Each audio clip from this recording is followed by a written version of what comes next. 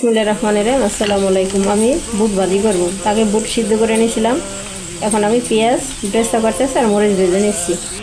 তো brown colour আমার হয়ে গেছে, পেঁয়াজ উঠিয়ে নিয়েছি। বাট এখন আমি পেঁয়াজের মাথা দেবো কিছু মশলা।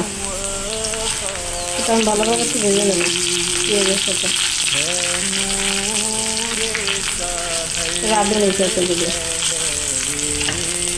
এখন দেব আমি সিদ্ধ করা বুট এবং আলু ছোটো করে টুকরো করে কেটে রেখেছি। এই যে দেখতে পাচ্ছেন, তো সুন্দর করে আমি আগে প্রসেসিং করে রেখেছি। এখন আমি এই পেঁয়াজের ভিতরে দিয়ে দিব সেগুলি আদা রসুন বাটা, গরম মশলা, জিরা ধনিয়ার গুঁড়া, মরিচ গুঁড়া, একটু হলুদের গুঁড়া, লবণ আর গরম মশলার গুঁড়া, একটু চাট মশলা হালকা।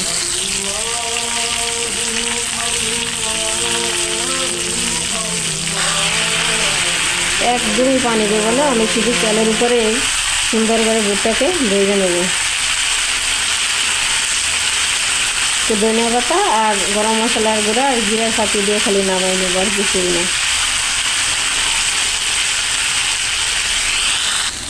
এখন দেবো ধনিয়া পাতা কিছু,